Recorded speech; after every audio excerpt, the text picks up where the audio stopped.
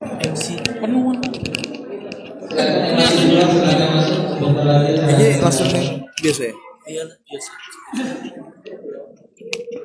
Izin Pak Ustaz, saya jepit dulu Ustaz. Kita telepon. Pas ini kantong. Sip.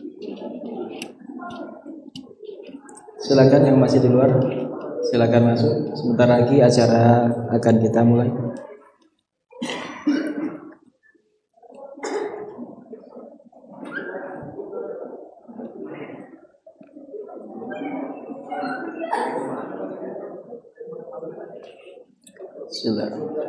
Assalamualaikum warahmatullahi wabarakatuh.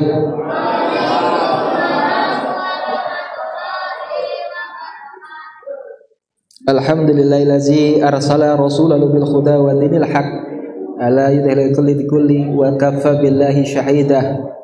Ashhadu an la ilaha illallah wa ashhadu anna Muhammadan abduhu wa rasuluh la nabiyya ba'da. Allahumma sholli ala Muhammad wa ala alihi wa sahbihi wa tabi'in ila yaumiddin amma ba'du. Qala Allah ta'ala fil kitabihil karim, a'udzu billahi minasyaitonir rajim. Subhanallazi asra bi amrihi laila minal masjidil haram ila al masjidil aqsa ila allazi barakna hawlahu liyudhhiruhu min ayatina innahu wasyami'ul basyir. Sadaqallahul azim. Yang saya hormati dan saya muliakan Al-Mukarram Kiai Haji Jamal Idrus Asy-Syafi'i, yang saya hormati para tokoh alim ulama, kiai, ustadz yang insyaallah dirahmati Allah, yang saya hormati seluruh jamaah Masjid Al-Mutmainah yang insyaallah dirahmati oleh Allah Subhanahu wa taala. Pertama-tama marilah kita panjatkan puji syukur kehadirat Allah Subhanahu wa taala. Alhamdulillah, Allah telah memberikan nikmat yang sangat besar kepada kita semua pada malam hari ini, sehingga kita bisa berkumpul, bermuazahah bersama-sama dalam rangka memperingati Isra dan Mi'raj Nabi besar kita Muhammad sallallahu alaihi wasallam. Salawat teriring salam tak lupa kita sanjungkan kepada junjungan kita Nabi besar Muhammad sallallahu alaihi wasallam, yang insyaallah syafaatnya kita nantikan di akhirat. Amin Allahumma amin. Hadirin rahimakumullah, dalam rangka memperingati Isra dan Mi'raj Nabi besar Muhammad sallallahu alaihi wasallam tahun 2023 atau 1444 Hijriah, mudah-mudahan dengan peringatan kita memperingati Isra dan Mi'raj dengan tema malam hari ini, salat mencegah perbuatan keji dan mungkar, insyaallah mudah-mudahan bisa kita tegakkan dan kita amalkan bersama-sama. Dan untuk mendapatkan ridha Allah serta barokahnya, marilah sama-sama acara malam hari ini kita buka dengan membaca lafaz basmalah.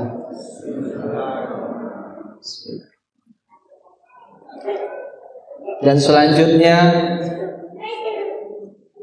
sambutan dari Ketua DKM Masjid Al-Mutmainah yang mewakili yang terhormat Bapak Haji Saidi.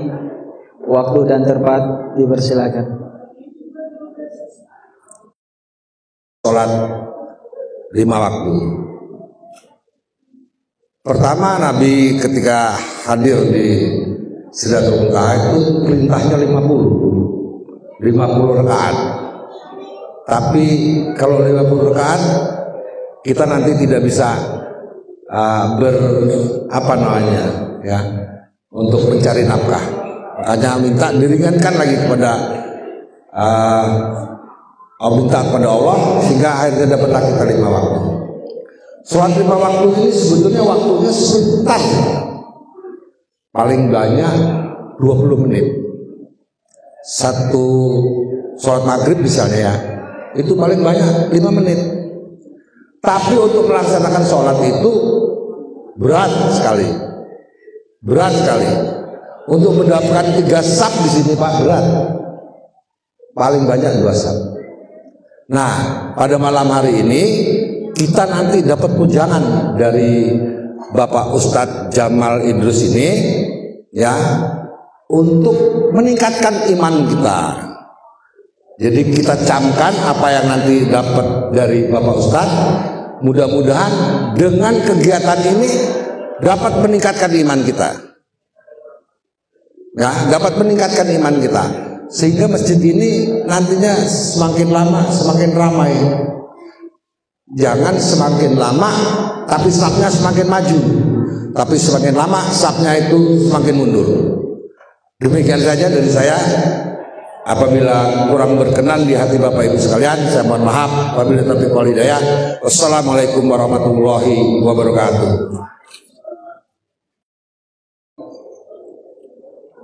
Terima kasih. Selanjutnya sambutan atau sepatah dua patah kata dari Bapak Lurah kita, Bapak Lurah Yosorejo, Bapak Budi. Waktu dan tempat dipersilakan.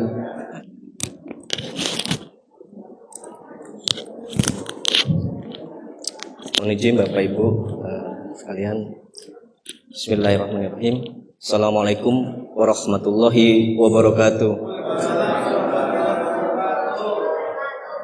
Alhamdulillahirabbil alamin.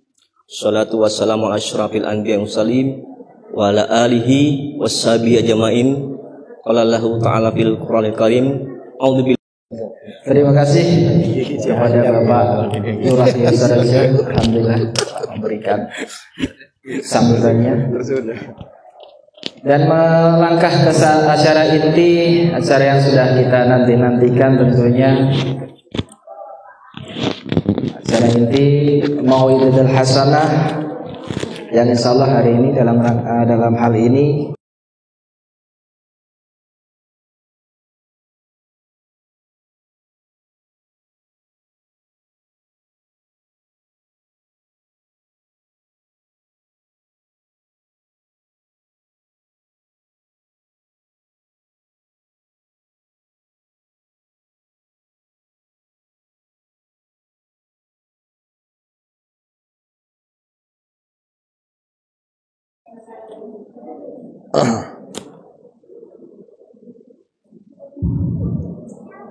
tes 1 2 3 coba dulu.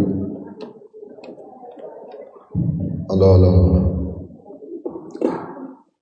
Assalamualaikum warahmatullahi wabarakatuh. Waalaikumsalam warahmatullahi wabarakatuh. A'udzu billah.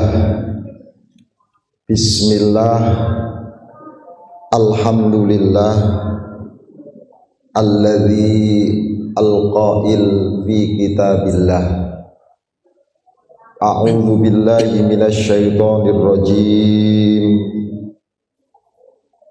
Fa idza qara'ta al-Qur'an fastami'u la'allakum turhamun.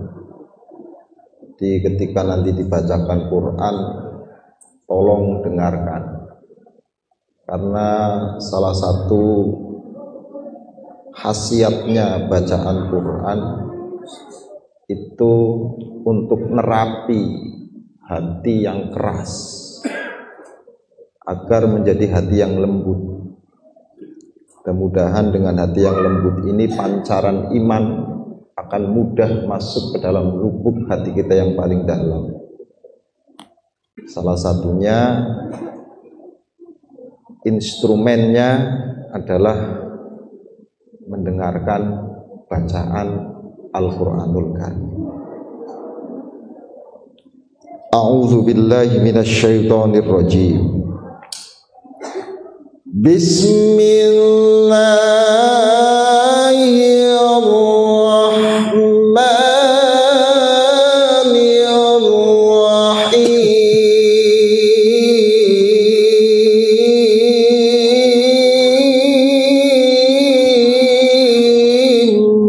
Allah.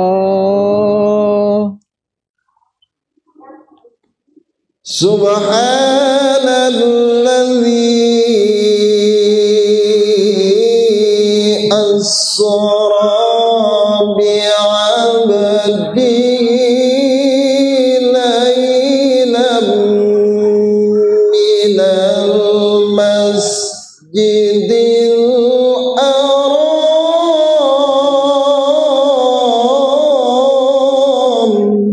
Allah. Kira-kira udah lemes belum, Bu? Belum. Berarti langsung seayat. Kalau belum lemes ya ditambah lagi nih. Subhanalladzi asra bi'abdihi laylan minal masjidil harami ilal masjidil aqsa alladzi barakna hawlahu Allah. linuriyahu min ayatina innahu was-sami'ul basir.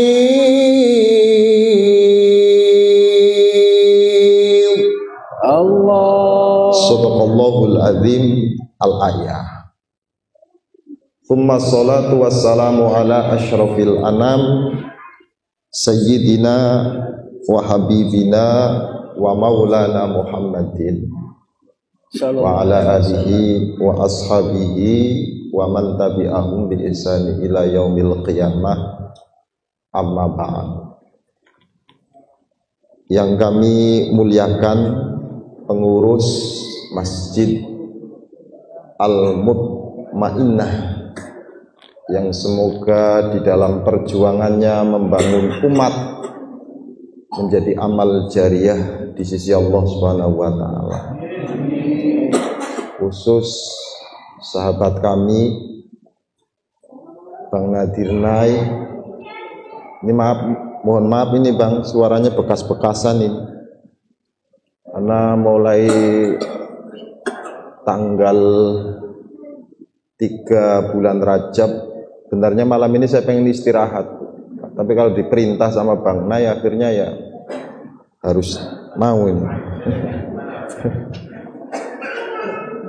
Serta sahabat kami ada Mas Budi dan yang lainnya, semoga selalu istiqomah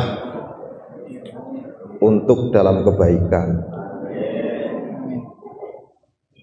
Bapak Lurah Kelurahan Yosorjo yang hampir-hampir saja itu mau nyaingin saya,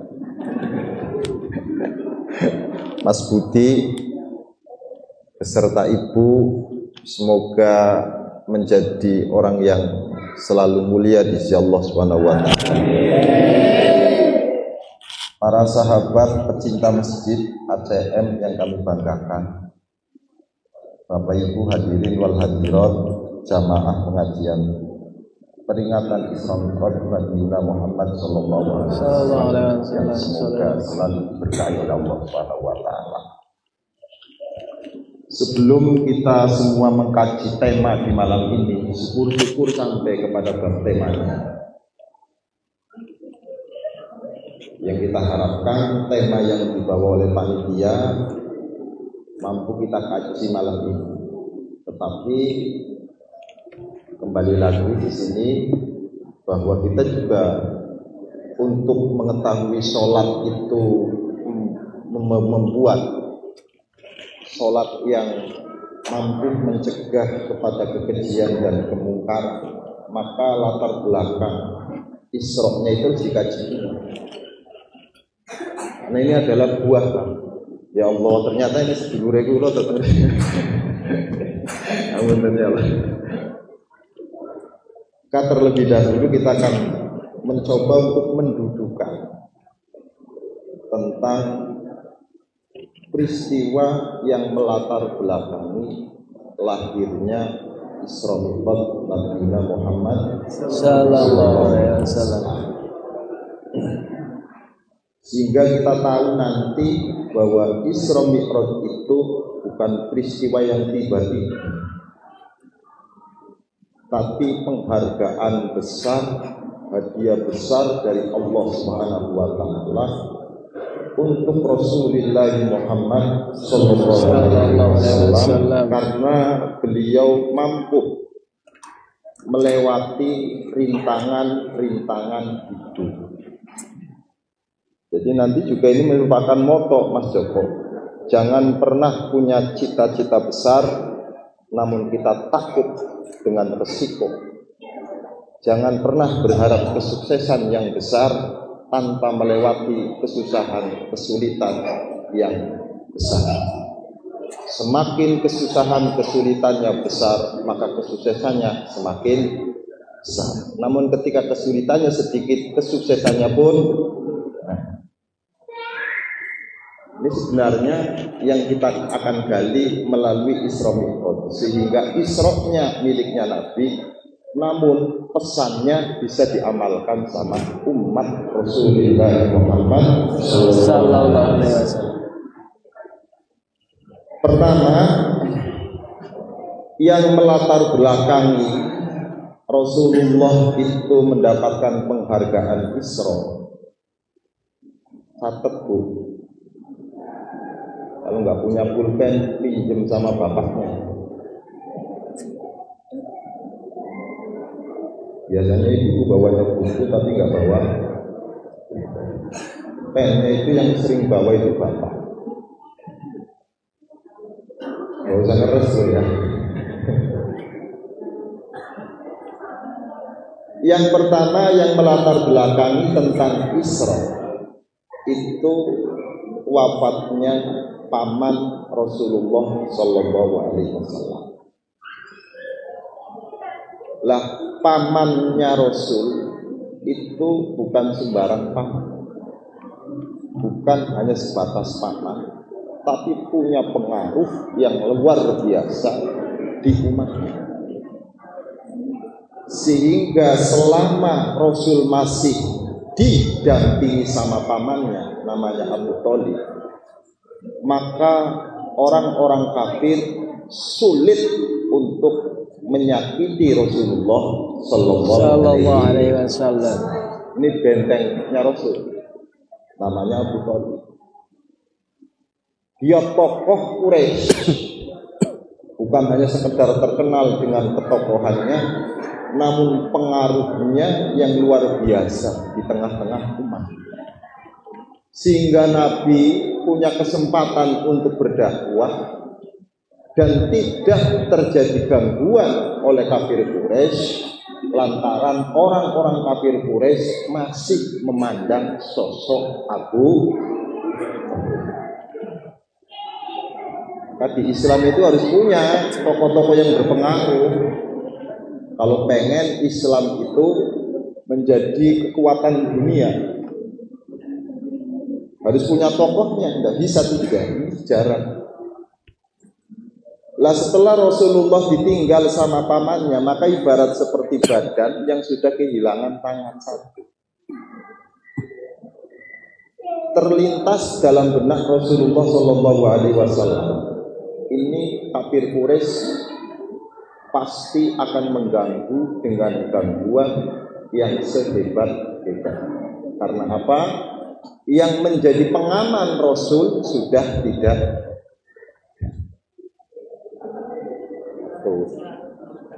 Maka dalam kitab Al-Barjanji itu disebutkan Jadi kitab Al-Barjanji itu menceritakan tentang sejarah Rasul. Cuma karena dibacanya dengan bahasa Arab, kadang-kadang ditolak. Itu sejarahnya Rasulullah Shallallahu Alaihi Wasallam yang ditulis dengan tulisan bahasa Arab. Wa matat Abu Thalib min nisfi sawalin min ashiril bi'thati wa shaddal bala 'ala al-muslimin.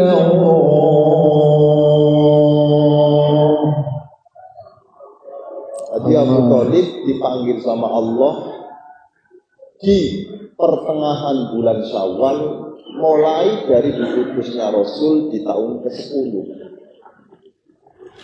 Jadi hadirnya sholat itu nggak langsung saat Rasulullah dakwah langsung ada sholat, itu enggak, proses. Baru di tahun ke-10 diutusnya adanya sholat. Hanya kalau lingkungan sini berat sholatnya, Masya Allah, itu ya karena proses yang harus dilakukan. Nanti ceritanya, nanti. Ini yang pertama. Yang kedua, Rasulullah Shallallahu Alaihi Wasallam belum genap penderitaannya, ditinggal sama sosok yang sangat terpenting. Maka Rasulullah kehilangan Siti Khadijah, di mana Khadijah ini tidak hanya sebatas teman tidur untuk buat anak, tidak, tapi sosok manusia, sosok perempuan yang selalu memberikan semangat atas diri Rasulullah Muhammad Sallallahu Alaihi Wasallam. Bahkan dalam akhir hayatnya beliau berkata, seandainya tidak ada lagi yang kau miliki wahai suamiku, namanya Muhammad, ini Siti Khadijah ngomong, maka seandainya engkau mau melintasi sesuatu tidak punya jembatan, jadikan punggungku sebagai tempat untuk menapak kakimu. Itu hebatnya Siti. Bila Siti Khadijah itu manusia terkaya di saatnya, namun juga janda yang tidak sekedar janda. Jadi yang kita kenal ini Siti Khadijah itu janda kaya. Padahal Siti Khadijah itu adalah seorang ilmuwan. Dia tahu tentang ciri kenabian Muhammad sebelum dia jadi nabi.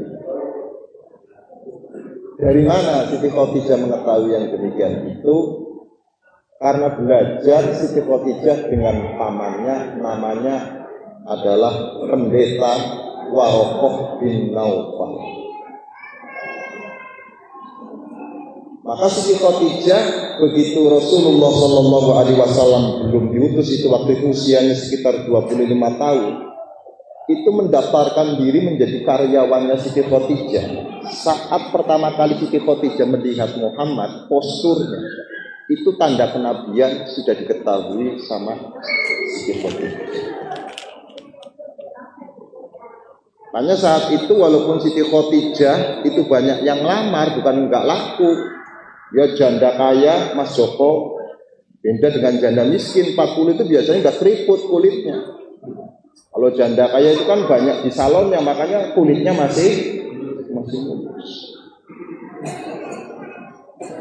Jadi janda-janda Yosorojo juga biasanya kayak begitu. Yang enggak punya duit ya 40 sudah mulai tua. Walaupun usianya 50, kalau banyak duitnya tetap. Apalagi Siti Khadijah orang terkaya Mas. Masya, pokoknya tiap hari nyalon terus pokoknya. Ini siapa? Siti Khadijah alaihassalam. Jadi begitu tahu sosok Muhammad mendaftar menjadi karyawan, maka Siti Khadijah itu menyuruh kepada ajudannya. Bukan ajudannya Sambo loh ya. Ini ajudannya Siti Khadijah. Namanya Maisarah. Laki tapi nama perempuan. Maisarah ini diutus oleh Khadijah untuk menemani perjalanan dagangnya Muhammad. sambil dia berkata begini, Siti Khadijah, kamu ceritakan apa saja dalam sepanjang perjalananmu dengan Muhammad tanpa ada yang ditutup-tutupi. Begitu Maisarah sebagai ajudan Khadijah membawa dagangan dengan Muhammad ke wilayah Syam, maka pulangnya dia bercerita tentang peristiwa-peristiwa yang terjadi sepanjang perjalanan dengan Muhammad. Mulai tambah keyakinannya Khadijah kalau karyawannya itu bukan sembarang karyawan, namun karyawan yang akan menjadi nabi. Barangkali ada karyawannya Mas Budi itu ada calon nabi, Mas, sampai hati-hati.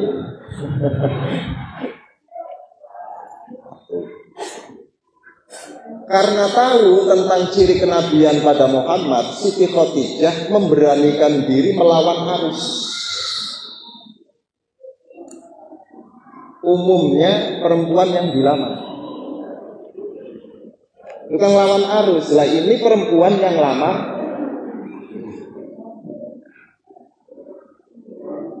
Setelah menikah galau Siti Khadijah, karena selama perjalanan 14 tahun dengan Muhammad ini tanda kenabiannya sudah ada, namun belum jadi nabi-nabi. Jadi galau, ini sebenarnya benar-benar mau jadi nabi atau tidak sih? Maka di tengah perjalanan mau menuju 15 tahun dari pernikahannya Siti Khadijah dengan Muhammad, mulailah tanda kenabian itu muncul. Apa tandanya? Senang menyendiri Muhammad. Hanya kalau orang sudah senang menyendiri itu ada calon nabi. Nggak tahu calon nabi atau calon cari nomor, saya nggak tahu. Nah, ketika sering menyendiri, saat beliau pas usianya 40 tahun. Ya, makanya usia 40 tahun itu usia yang sangat penting, Pak. Biasanya orang kalau sudah 40 tahun itu tidak sholat, berat rasanya untuk ke masjid. Apalagi kalau sudah usia 50 tahun selalu membiasakan diri di perapatan, kemungkinan untuk ke masjidnya itu jauh. Maka perubahan itu biasanya di angka 40. Karena angka 40 itu baru mencapai kedewasaan yang sempurna. Awal dewasa itu usia 17. Namun mencapai kedewasaan itu usia 40. Nanti dikaji ini. Nah, kalau anak muda banyak tawuran dan sebagainya itu wajar. Karena belum mencapai angka dewasa. Yang bahaya ini kan orang tua tawuran, Pak. Yang ngetop ini malah anak muda aktif di masjid. Itu melawan kebiasaan anak muda. Anak muda itu senangnya ya nongkrong. Kalau ada anak muda kok senangnya di masjid, itu melawan kebiasaan. Berarti bukan sembarang pemuda. Maka beruntunglah anda-anda ini yang masih muda namun sudah senang gairah untuk menuju rumah Allah Subhanahu wa ta'ala. Ini nikmat yang tidak Allah berikan kepada semuanya loh. Nah, kita syukuri alhamdulillahirabbil alamin. Ya. Nyampe di mana tadi? Cerita Siti Khadijah dulu ini. Begitu Siti Khadijah Muhammad usia 40 tahun, beliau melaksanakan tahannus. Tahannus itu hidup menyendiri dalam sebuah gua. Kalau bahasa Jawanya namanya bertapa. Maka datanglah makhluk yang tidak sama sekali dikenal oleh Rasulullah SAW. Jadi Rasul itu belum mengenal itu, Jibril itu belum. Makanya hebat Lia Eden daripada Rasulullah. Lia Eden ini malah tahu Jibril. Muhammad ini awal Jibril turun tidak tahu sama sekali kalau itu adalah malaikat. Begitu didekat sama makhluk yang tidak dikenal, sambil mengucapkan Iqra ya Muhammad, Muhammad hampir-hampir saja itu napasnya terputus. Karena saking kuatnya dekapannya malaikat. Dan itu tidak tahu kalau itu adalah malaikat. Tahunya dari mana kalau dia itu adalah malaikat? Tahunya dari Siti Khadijah. Dan Muhammad saat pulang dari gua menuju rumahnya, itu posisinya gigil, keringatnya keluar semua, padahal di musim dingin. Mungkin kalau sekarang paling corona kan. Corona ya. Beliau minta diselimuti zamiluni. Saking penasarannya, Siti Khadijah bertanya, apa yang terjadi wahai suamiku? Ada makhluk yang selalu membutuhkan. Siti Khadijah untuk membuktikan makhluk itu adalah setan atau malaikat, dia cerdas. Tanya dulu sama Rasul, masih makhluknya? Masih. Buka baju Siti Khadijah, auratnya dibuka. Begitu dibuka, beliau bertanya lagi kepada Rasulullah, masih adakah wahai suamiku makhluk yang membutuhkanmu? Jawabannya Siti Khadijah, sudah enggak ada.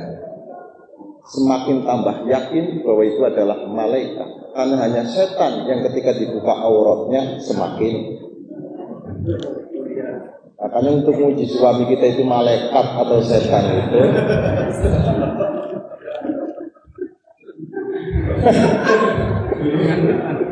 kalau dibukain aurat ternyata melotot, berarti min jundis saya. Kalau dibukain auratnya perempuan malah tambah pejem, wah, min jundil malaika. Ini untuk ngetes, Bu, suami itu malaikat atau.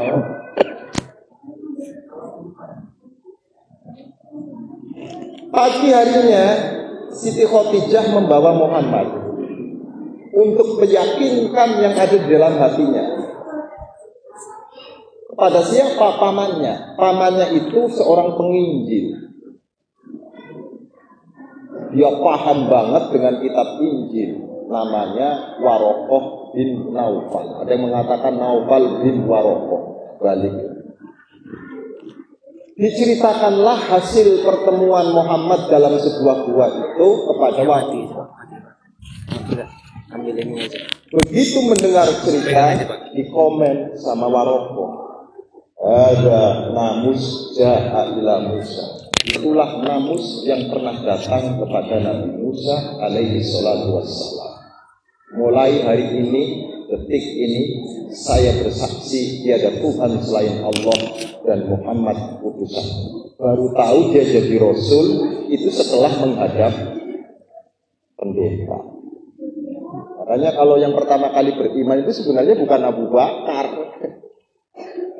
Yang pertama kali beriman kepada Rasul itu Naufal bin Warokoh, baru perempuannya namanya Siti Khadijah. Maka sangat penting Siti Khadijah dalam kehidupan Rasulullah Muhammad SAW. Pantas ketika beliau itu dipanggil sama Allah, dia kehilangan. Penderitaannya lengkap. Ibarat seperti anggota tubuh yang hanya sudah nggak ada semua. Tangan kanan Abu Thalib sudah nggak ada, maka kemudian tangan kirinya Siti Khadijah itu juga sudah nggak ada. Sudah terbayang dalam benak Rasulullah tentang gangguan yang akan menimpa pada dirinya, maka beliau pindah karena sudah membayangkan gangguan dari kafir Quraisy. Pindahnya kemana? Ke Taif. Belum sempat masuk ke pintu gapura Taif. Belum masuk loh. Baru di pintu gapura Yosorejo kali. Sudah disambut oleh penduduk Taif. Sambutannya bukan seperti sambutan yang diinginkan, namun sambutan bulian dari penduduk Taif. Sambil waromuhu bil hijarah, dilempari dengan bebatuan, sampai seluruh sekujur tubuhnya Rasulullah itu penuh dengan darah.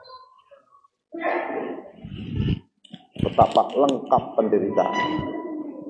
Kisah ini dibaca oleh Roma Irama. Jadinya nyanyian. Karena Roma Irama ini bahasa kisah apapun, baca Quran itu lahirnya cerita hidup yang ku alami, Tuhan pahit sekali. Pada siapa? Karena Roma Irama itu bacanya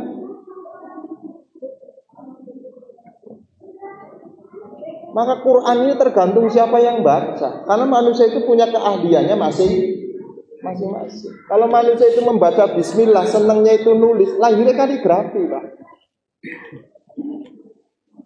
Kalau manusia itu adalah membaca bismillah, senangnya qiraah, lahirnya itu ya qiraah.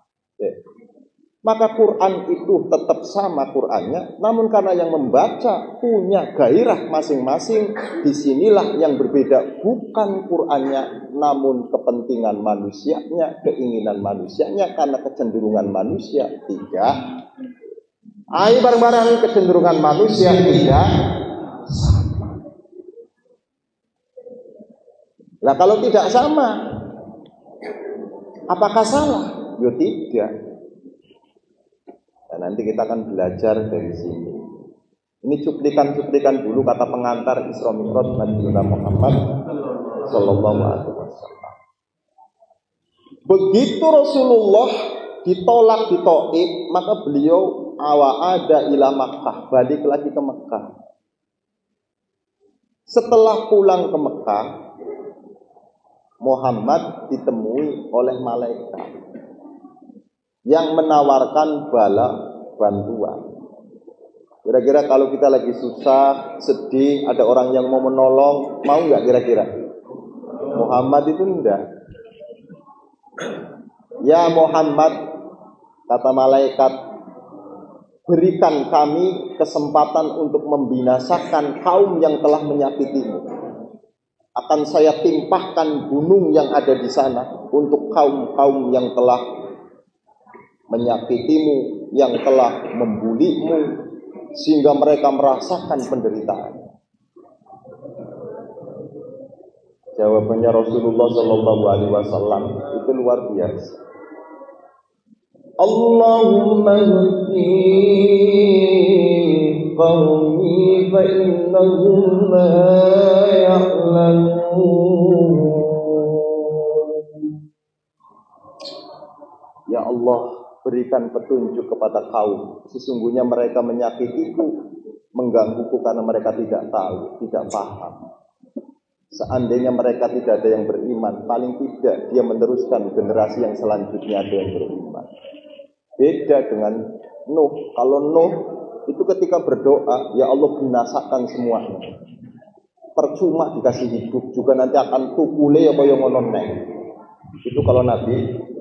Artinya setiap nabi itu punya doa masing-masing. Jadi setiap para nabi itu mempunyai doa yang tidak sama antara yang satu dengan yang. Kalau Rasulullah itu menghadapi kaum itu luar biasa. Jadi ketika kaumnya belum mau, itu enggak didoakan binasa, namun didoakan ya Allah berikan petunjuk terus menerus. Beda dengan Nabi Nuh. Kalau Nabi Nuh itu kalau berdoa ya Allah ahlik kaum, binasakanlah kaum. Percuma dikasih kesempatan panjang juga nggak pernah ibadah. Jadi kalau kita mendoakan orang lain binasa itu salah apa enggak? Yang nggak pernah sholat didoakan kayak gitu salah apa enggak? Ya tergantung mengikuti siapa. Kalau mengikuti Nabi Muhammad ya enggak boleh. Kalau mengikuti Nabi Nuh boleh. Nah kita ini jadi umatnya siapa? Makanya harus menggunakan tata caranya Rasulullah Muhammadin sallallahu alaihi wasallam. Dikatakan oleh Allah setelah melalui proses ujian penderitaan yang lengkap baru dikasih hadiah Isra. Jadi Isra itu hadiah. Yang namanya hadiah itu diberikan kepada orang yang ikut lomba. Jangan orang nggak ikut lomba malah menang. Ini kan lucu, Pak. Pemenang yang sesungguhnya itu adalah orang-orang yang berjuang dengan penuh kesungguhan, dengan penuh keikhlasan, baru dia mendapatkan anugerah penghargaan sebagai pahlawan. Wong kita menang saja kok pengen jadi pahlawan. Maka kadang-kadang kita sebagai manusia itu malah kalah dengan selain manusia. Ada jalan Semeru. Terlebih di daerah saya ini Pak, Selikur, itu pakainya itu buah-buahan. Nggak ada jalan Joko, itu nggak ada. Jalan Sawo, jalan tomat, jalan jambu. Di dua-dua sana itu Pak malah pakainya manuk, burung. Jalan Cecekrowo. Kalau di Kambingan itu malah pakainya kambing. Jadi lebih mulia kambing, mampu menjadi jalan, sementara kita sebagai manusia tidak mampu menorehkan sejarah. Ini kenapa? Karena aspek perjuangan kita ini belum dianggap. Pengen jadi pahlawan? Kalau pengen sih pengen, tapi mampu atau tidak? Kuat atau tidak melalui tekanan-tekanan, penderitaan demi penderitaan. Ini pelajaran jadi terima.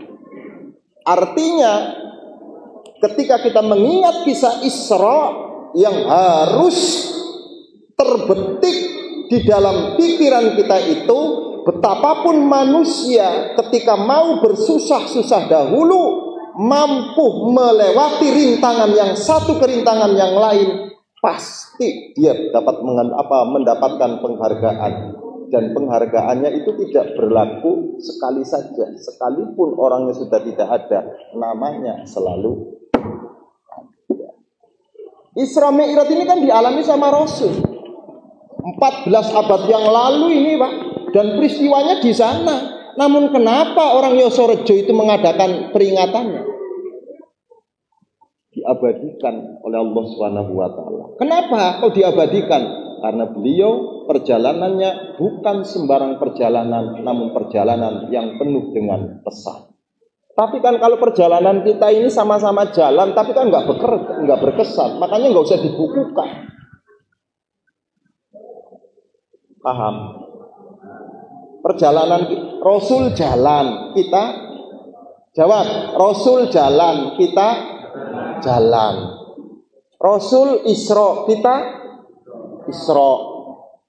Tapi kan Isronya Rasul dengan Isronya kita tidak sama. Sama-sama jalan, pelakunya tidak sama, beda. Contoh ini, contoh. Masa? Nih.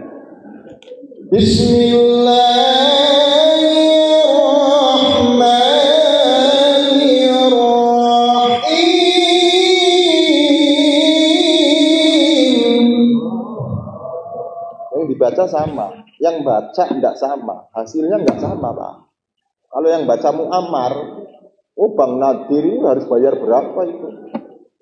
Tapi kalau yang baca Jamal Idrus, sama loh. Yang dibaca itu Bismillah, lagunya yang mirip-mirip sudah kan begitu, tinggal dikit lagi.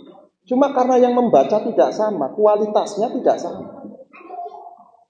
Ibu-ibu dengar yang namanya Syahrini, maju mundur cantik. Itu kalau yang baca Syahrini miliaran, tapi kalau yang baca rombongan seperti ibu-ibu kita ini malah buat mumet suaminya. Walaupun yang dibaca, jawab, yang dibaca sama, yang membaca. Jadi di sini letaknya pada bacaannya apa yang membaca. Islam ini pada Islamnya apa yang membawanya. Maka jangan sekali-kali kita itu adalah kalau tidak paham mengemasnya, ngemas jadi masalah dalam keislaman. Islam ini tidak pernah bermasalah, dia barang bagus Pak. Namun karena kita yang membawanya itu tidak ahli, tidak salah. Nah, ini kita perlu belajar nanti bagaimana cara membawa ajaran Rasulullah Sallallahu Alaihi. Dengan demikian Isra itu adalah penghargaan dari Allah karena Rasul telah dinyatakan lulus oleh Allah. Karena lulus dia berhak mendapatkan gelar. Gelarnya namanya, ayo jawab, gelarnya namanya Isra. Jadi Isra itu gelar untuk Rasulullah. Ini falsafah hidup. Tapi kita kan kadang-kadang pengennya sukses, tapi kalau bisa sih nggak usah susah. Kita ini,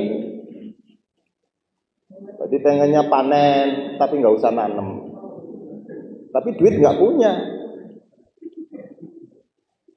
Kalau bisa tanpa sholat, tapi bisa masuk surga. Pengen kita. Maka di dunianya tidak mau taat sama Allah, namun nanti di sananya masuk surga. Ini keinginan manusia loh. Padahal dunia ini dibangun oleh Allah melalui pelajaran Isra. Itu harus berakit-rakit. Hanya manusia yang berani menanggung resiko, menanggung penderitaan, menanggung derita, menanggung kesedihan, dialah yang berhak untuk mendapatkan kebahagiaan.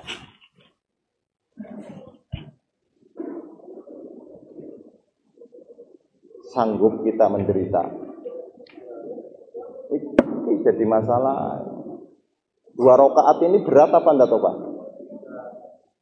2 rakaat itu kadang yang namanya bilangan 2 itu lebih berat daripada 4. Bahkan lebih berat daripada yang 11 atau yang 20. Kalau kita tarawih ada yang 20 bisa. 11 rakaat bisa. Tapi jalanin 2 rakaat di subuh sulit.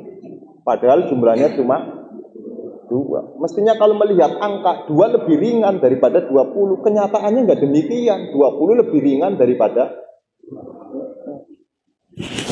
mumet sampai. Kalau maghrib penuh enggak di sini? Banyak lah ya, banyak ya. Isya? Subuh? Kalau dibandingkan antara rakaat subuh dengan rakaat maghrib, banyakan mana? Tapi di maghrib berat, di subuh, padahal cuma, kenapa? Karena di subuh ini bukan hanya sekedar 2, tapi sesuatu yang disiapkan di dalam subuh ini yang membuat berat. Karena 2 rakaat dalam subuh itu membandingi seisi dunia. Abot toh? Belum ada 3 rakaat membandingi dunia, belum. Hanya 2 rakaat membandingi dunia dan itu miliknya subuh. Wajar kalau subuhan itu jarang yang berangkat karena berat. Kalau dilihat jumlahnya, jawab. Kalau dilihat jumlahnya, namun bebannya. Jadi kalau ada orang sholat subuh jarang yang berangkat, harap dimaklum karena tuh, ini perjalanan. Cukup ya Pak? Enggak, ini mau jelasin ayatnya, masalahnya ini kan kata pengantarnya. Saya tadi ngomong kan kata pengantar. Nah, perjalanannya Rasulullah Shallallahu Alaihi Wasallam itu yang disebut dengan Isra. Kalau naiknya dari Masjidil Aqsa menuju Sidratul Muntaha namanya Mi'raj. Jadi ada orang yang jalan tapi tidak pernah naik. Ada orang sekolah tapi tidak pernah naik. Ini membosankan sama gurunya. Bisa jadi karena mata pelajaran yang dia kasih itu tidak paham-paham, makanya nggak pernah. Bisa jadi sholat kita ini belum pernah naik, masih jalan saja. Karena sholatnya masih jalan, maka untuk menciptakan sholat yang bisa merubah kekejian kemungkaran sulit, karena sholatnya masih jalan. Yang bisa merubah itu kan kalau sholatnya sudah mi'raj, dinaikkan ke atas, baru punya nilai. Nggak ada yang di bawah punya nilai Pak. Yang punya nilai itu yang di atas. Sholat ini kalau masih kita lakukan di bumi, belum naik ke, ayo bareng-bareng, belum naik ke, nanti hasilnya itu untuk menilai orang. Ini salah, yang benar saya. Tapi kalau sholat sudah naik ke atas, dia nggak mau membincangkan kekurangan orang lain, yang lebih disibukkan bagaimana kekurangan yang ada dalam dirinya. Itu namanya sholat yang mencegah kekejian. Untuk itu kita kaji malam ini. Ya, kita ini sholatnya kalau masih salah, yang ini yang salah. Kayak yang Banten, sire, gitu. Harusnya kita sire. Ini kan kadang-kadang kan bagiannya kayak kita ini berat banyak ya kok kita baru sire. Kudune kan sire.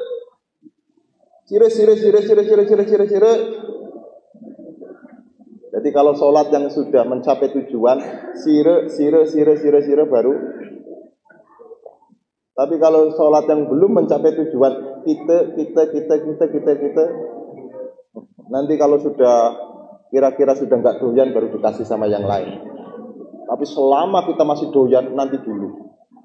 Nah ini nanti menjadi produk di dalam kita menjalankan ibadah kepada Allah Subhanahu wa Ta'ala. Nah, kita ngaji ayatnya untuk sampai kepada bab yang kita inginkan di dalam tema malam ini. Perjalanannya Nabi itu sangat luar biasa karena dia dimulai dari masjid ke masjid. Bayangkan. Banyak orang yang berangkatnya dari masjid, namun setelah sampai tujuannya dia lupa sama masjidnya.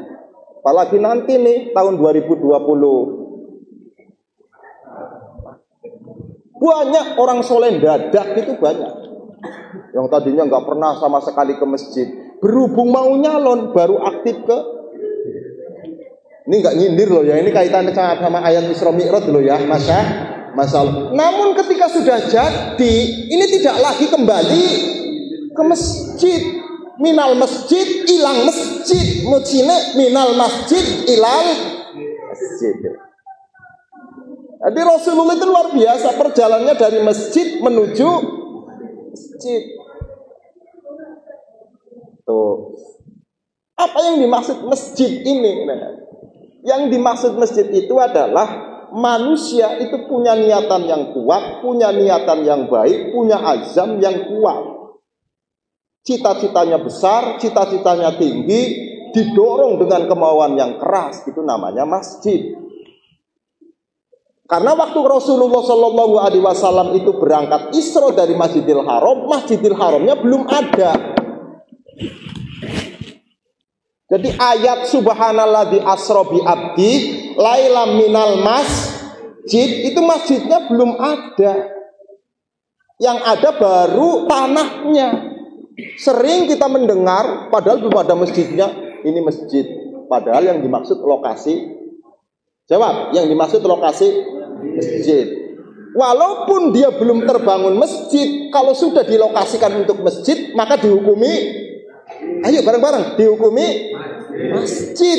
Jadi saat itu Masjidil Haram belum ada saat Rasulullah Isra. Nanti kalau kita melihat Rasulullah itu adalah Isra dari Masjidil Haram, Quran bohong. Kenapa? Karena Masjidil Haram saat itu belum ada. Maka yang dimaksud di sini adalah Quran mengatakan sesuatu yang pasti wujud sekalipun ketika dikatakan tidak ada. Itu Quran Pak, banyak mengungkap sesuatu yang barangnya belum. Ayo, barangnya belum ada, namun sudah selalu diungkap oleh Al-Quranul. Berapa kali kita mendengar bab kiamat, padahal kiamatnya belum terjadi, namun terus dinyatakan oleh Allah dalam Quran.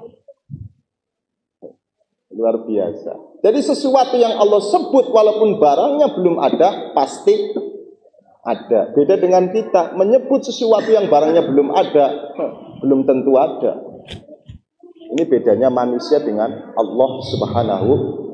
Ketika Allah itu kalau punya keinginan, pasti. Manusia kalau punya keinginan, maka sadarlah kita sebagai manusia bukan Tuhan. Jadi keinginannya tidak mesti harus tercapai. Tapi kalau Tuhan harus, nah kalau kita keinginannya itu adalah selalu pengen harus tercapai, berarti kayak seringkali kita menggunakan sifatnya Tuhan dimiliki oleh manusia. Maka tanpa disadari manusia sudah merubah dirinya sebagai Tuhan. Iki mudeng apa ora iki? Iki meneng iki terkesima, paham, apa karena enggak paham? Ya berangkatnya tidak sebenarnya berangkat, waktunya pun ditentukan. Lain. Kok kenapa dipilih waktu malam? Waktu malam ini waktu yang sangat enak untuk berjalan. Gangguannya itu hampir kita katakan jarang. Di jalan lancar. Yang dimaksud manusia kalau pengen mendekat kepada Allah Subhanahu wa taala, gunakan waktu malam sebagai media komunikasi munajat antara dirinya dengan Allah. Karena saat malam itulah waktu yang paling enak untuk berdiskusi dengan Allah Subhanahu. Nah ini dalam sepertiga malam gunakan waktu untuk tahajud. Ya Allah, perjalanannya malam lancar. Kalau perjalanannya siang macet, banyak motor. Maka dipilih waktunya dan harus mampir ke Masjid Aqsa, Pak. Pertanyaannya, mengapa Rasulullah mampir ke Masjid Al-Aqsa? Karena ini bukan sembarang masjid. Masjid Al-Aqsa itu adalah masjid tentang pembeatan para nabi. Seluruh nabi itu bisa dianggap sah seandainya pernah di Masjidil Aqsa. Karena seluruh para nabi itu hadirnya dari Ibrahim dari tanah Madyan untuk menjadi nabi pindah ke Mesir. Musa dari tanah Kiptun, kekuasaannya Fir'aun namanya tanah Kiptun, untuk menjadi nabi pindah ke Mesir, pindah ke Palestina. Sulaiman raja Palestina, Daud, Syuaib, Yusuf, semua nabi tidak harus kalau pengen diakui kenabiannya harus pernah ada. Karena Al-Aqsa adalah stempel kenabian. Jadi kalau Pak Budi membuat sebuah surat kelurahan, tanda tangannya Pak Budi, namun nggak ada stempelnya, nggak dianggap sah surat kelurahan. Yang membuat sah karena ada Muhammad sekalipun sudah menjadi Rasul, tapi kalau belum pernah ke Al-Aqsa, maka kenabiannya masih diragukan. Untuk meyakinkan dia seorang Rasul, wajib ketika jalan mampir. Iki kayaknya kok sampean baru denger iki. Maka Allah Ta'ala kalau menyebut ini bukan sembarangan. Al-Aqsa. Kemudian menyebut kata Al-Aqsa itu untuk menjadi pengalaman. Jadi perjalanan jangan sekedar jalan, tapi gali pengalaman dari sebuah perjalanan. Titik dah. Setelah nyampe di Al-Aqsa, barulah Muhammad naik ke atas. Itu pun tidak langsung langsung ke Sidratul Muntaha. Tapi mampir dulu. Makanya ini merupakan sesuatu pelajaran terpenting. Kalau kita jalan, itu usahakan mampir. Adapun ketika ada orang jalan kok jarang mampir, itu kayaknya modalnya nggak ada. Karena sangune ora ene, makanya ora pernah mampir. Yang sangunya banyak, sering mampir. Lagian kalau mampir, kalau nggak punya duit, pengen makan pun percuma. Karena nggak bawa. Jadi di sini tuh perjalanan harus butuh modal karena harus mampir. Jangan nekat Anda perjalanan jauh nggak punya sangu. Itu namanya anak pang, nekat itu. Masa pelajaran. La haula wala quwata illa billahil. Begitu Nabi Muhammad naik ke langit yang pertama, siapa yang pertama kali ditemui oleh Rasulullah Sallallahu Alaihi Wasallam? Tidak langsung ke langit 7, apalagi Sidratul Muntaha, boten. Tapi beliau beristirahat dulu sejenak. ketemu ngobrol lah sama Nabi Adam alaihi salatu wassalam.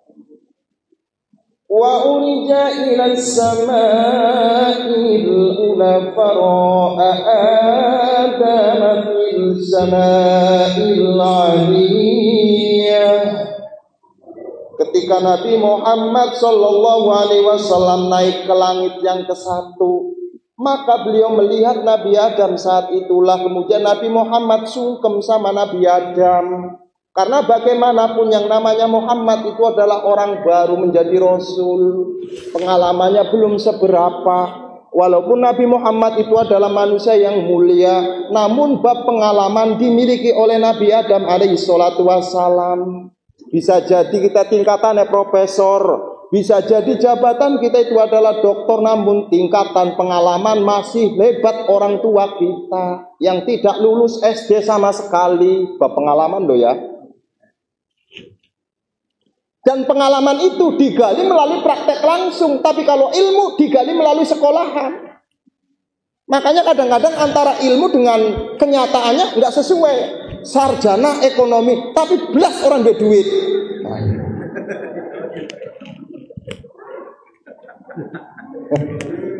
Ya orang nyindir kok ini. Iki nyindir ngomong sing ilmu tapi orang pengalaman iki. Masa yang membentuk orang itu sukses itu bukan ilmunya, namun pengalaman hidup. Maka yang harus kita cari bukan hanya sekedar lulusan, tapi bagaimana menggali pengalaman hidup. Ini pesennya loh Kang. Ya. Cukup ya. Mulai ya, belum ning kajian tema. Nanti kapan-kapan kalau nggak selesai kita undang lagi aja lah. Gali pengalaman dengan Nabi Adam. Karena apa? Satu-satunya nabi yang ada nasnya dalam Al-Quran yang pernah sempat mencicipi surga, berdiam di surga, tahu surga, bukan hanya tahu saja surga, tapi pernah nempat di surga. Nabi Adam, lainnya belum. Nabi Muhammad hanya dikabari saja surga, tapi masuk belum. Tapi kalau Nabi Adam di dalam Qur'annya jelas. Wa qulna ya Adam uskun anta wa zawjuka al-jannata wa kula minha ragadan haitsu syi'tuma wa la taqraba hadhihi asy-syajarata fatakuna minadh dhalimin. Lah Nabi Muhammad itu bertanya sama Adam, wahai mbahku, karena kita kan namanya anak keturunan Adam. Adakah ketika engkau masuk ke dalam surga itu tanpa susah payah, langsung masuk surga? Oh, mboten Kanjeng Nabi. Saya ini begitu diciptakan sama Allah nggak langsung dimasukkan ke dalam surga, tetapi ada proses yang harus dijalani untuk bisa mengantarkan ke surga. Ini supaya paham bahwa kita itu jangan pernah berharap surga kalau prosesnya itu terlalu jauh. Apa proses yang harus dilalui oleh Nabi Adam? Wa 'allama Adam al-asma'a kullaha thumma 'aradahum 'alal malaikati faqala anbi'uni ilmunya untuk menamai sesuatu. Karena barang yang Allah ciptakan itu ada yang belum punya nama, makanya harus dikasih nama sama manusia. Jawab, harus dikasih nama sama manusia. Contoh, Allahu Akbar. Belum ada namanya, Pak. Nanti bisa ada namanya kalau sudah dikasih sama manusia. Kalau hanya sebatas Allahu Akbar, itu belum ada namanya. Nanti kalau sudah ada sesuatu yang lain, baru dia punya. Contoh, Allahu Akbar, Allahu Akbar. Punya nama enggak? Namanya? Ayo, jawab namanya. Dan yang namai? Allahu Akbar punya nama? Namanya? Satu bentuk namanya bisa tidak sama. Ini terkesima apa? Enggak paham.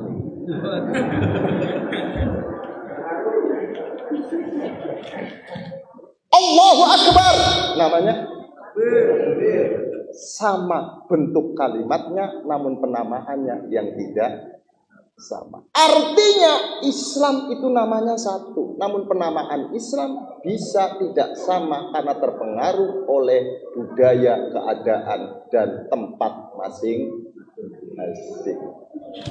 Sehingga nama Islamnya tetap sama, Pak. Namun ciri keislamannya, cara melaksanakan keislamannya yang tidak sama. Kenapa? Karena wilayahnya sudah tidak cerdas sampean. Jadi jangan menuntut harus sama semua. Mangane beda. Wong kono karo wong kene. Lah kalau sudah makanannya berbeda, itu mempengaruhi nalar mikir. Wong kita itu sama-sama makan, satu makan bayam, satunya makan tempe sama bayam, satunya ini makan sate terus. Beda Pak, karakter kehidupannya itu beda. Yang satu lemes. Yang membedakan apa? Asupan makanan. Ya Allah. Cukup ya Pak? Belajar dari pengalaman Nabi Adam alaihi salatu. Lah, di dalam nama-nama itulah Allah memberikan kepada Nabi Adam. Sehingga dari nama-nama yang sudah disebut ini, karena awalnya malaikat itu adalah tidak setuju atas penciptaan Nabi Adam, maka untuk membuktikan siapa yang layak harus diuji. Katanya ujian lagi Pak.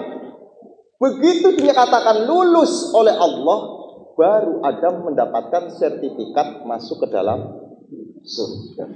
Jadi surga itu dibangun bisa masuk atas dasar ilmu. Untuk yang tidak berilmu, orang Arab. Pertanyaannya, sampean-sampean ini punya ilmu apa enggak? Nah itu berarti jauh dari surga. Pertanyaannya adalah, adakah orang yang bodoh seperti kita ini bisa masuk ke dalam surga? Bisa. Contohnya Hawa.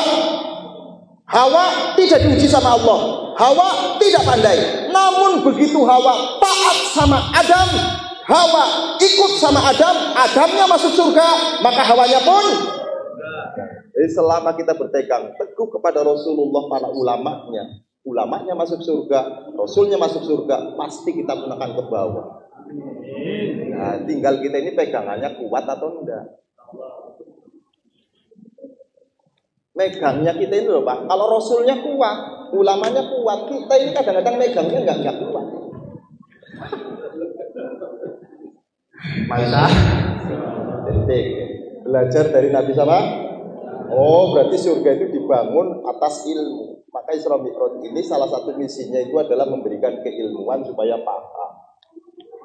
Dua, Rasul bertanya kepada Nabi Adam, ya iya Mbak, sampai kok enak-enak yang surga. Di surga itu kan penuh dengan kenikmatan, fasilitas serba ada. Yang dilarang kan cuma satu. Kok dilanggar? Apa jawab Nabi Adam? Kene Muhammad, kalau saya tidak melanggar, maka rencana Allah gagal.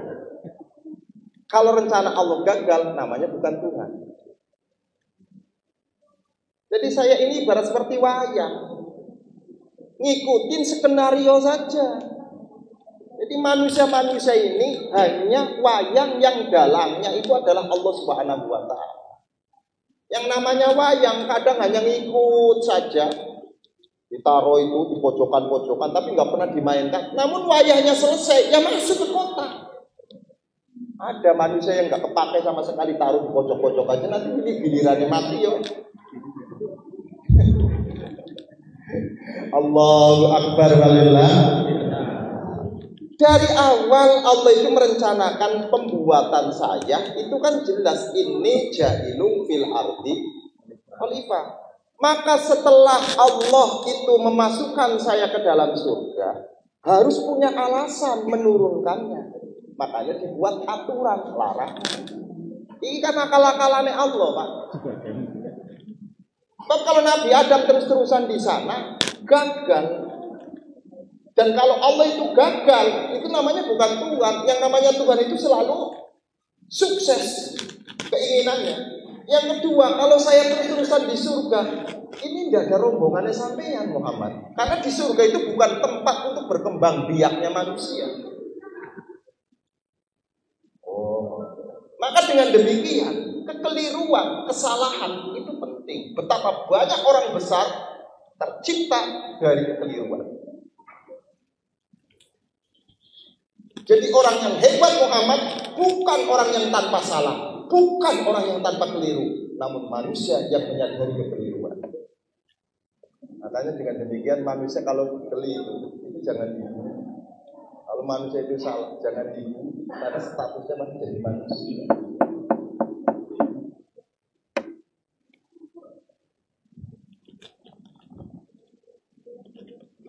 Jadi salah ini penting apa enggak? Ulangi, salah ini penting. Betapa kalau nggak ada kesalahan, lembaga-lembaga yang menangani itu enggak. Kehakiman muncul karena ada kesalahan. Polisi karena ada kesalahan. Seandainya tidak ada kesalahan, tidak ada lembaga. Dan orang dipastikan nganggur. Kenapa? Karena nggak ada yang ditangani. Masa Allah menciptakan manusia nganggur? Enggak iso, makanya diciptakan itu. Masya Allah.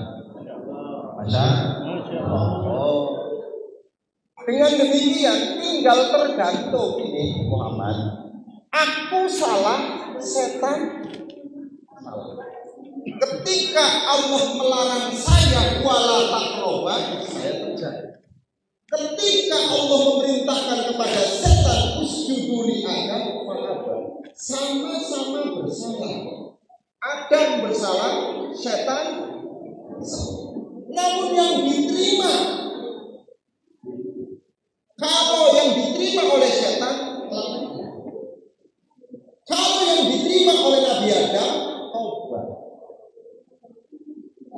Maksudnya manusia nanti generasinya saya, anak cucunya saya ini tetap akan berdosa. Tinggal nanti dosanya itu mengikuti setan apa mengikuti saya. Kalau mengikuti saya pasti mendapatkan ampunan dari Allah. Namun ketika dosanya mengikuti setan pasti mendapatkan laknat. Yang dimaksud bagaimana?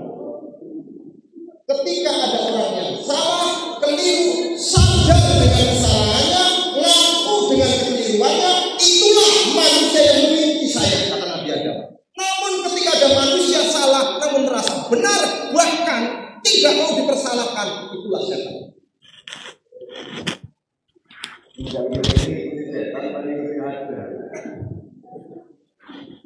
Berarti enggak kalau kita salah keliruan boleh?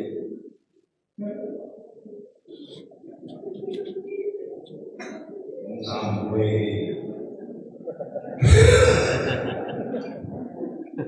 berat loh, orang keliru ngaku salah, ngaku berat. Yang ada semakin bersalahkan, semakin membela diri seolah-olah setan. Maka Allah Ta'ala bertanya kepada setan, apa yang membuat kamu tidak mau sujud sama Nabi Adam?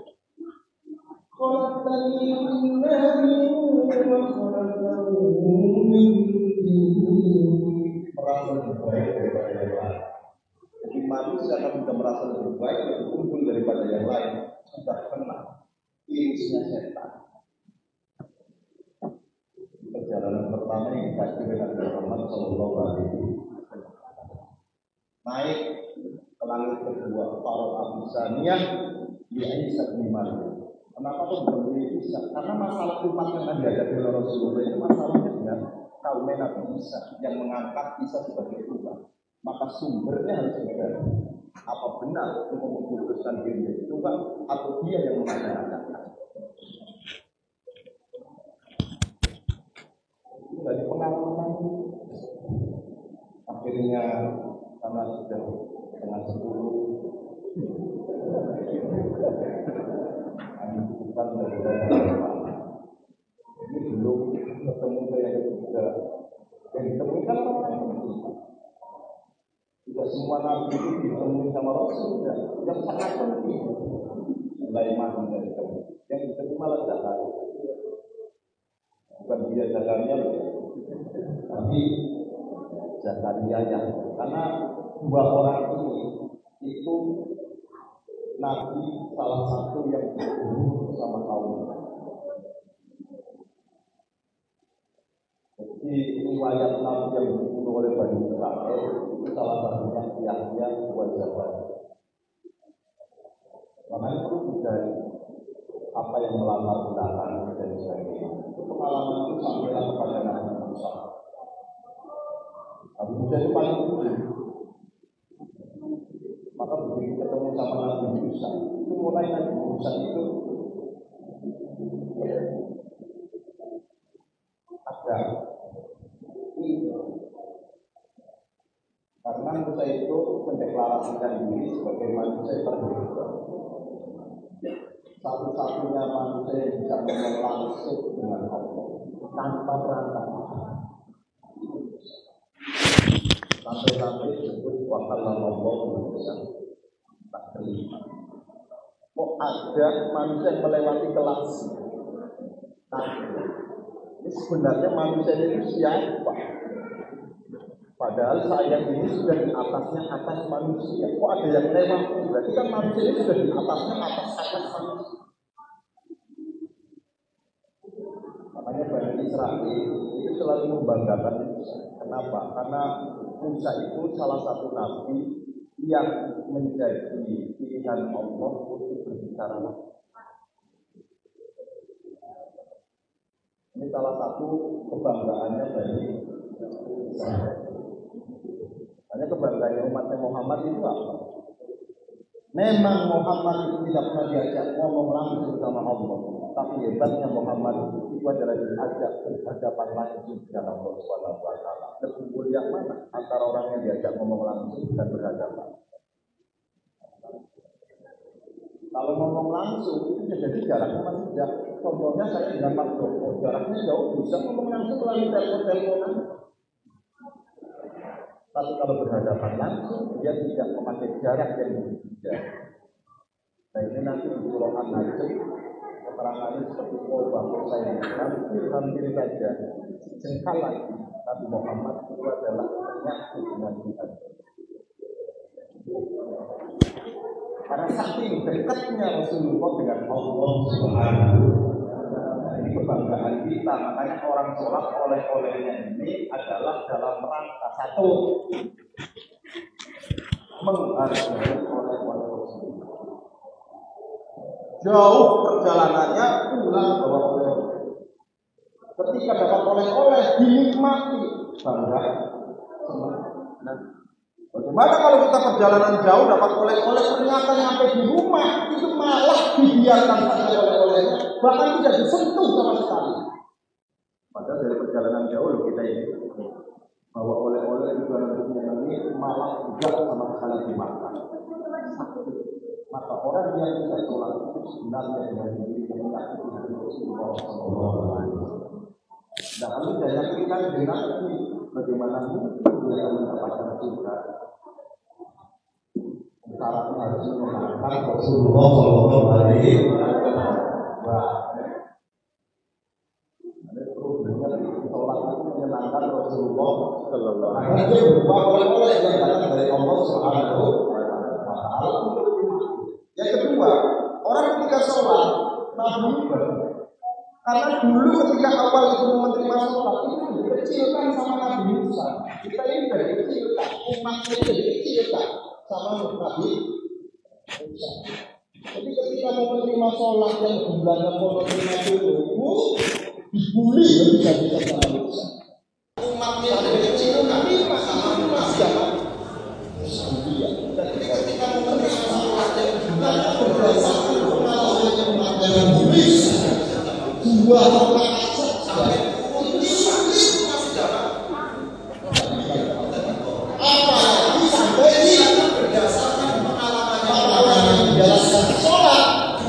membanggakan Rasulullah Sallallahu Alaihi Wasallam supaya tidak dipermalukan dan dianggap remeh oleh Musa alaihissalam. Maka orang yang menjalankan sholat itu membanggakan Rasulullah Sallallahu Alaihi Wasallam supaya tidak dipermalukan dan dianggap remeh oleh Musa alaihissalam.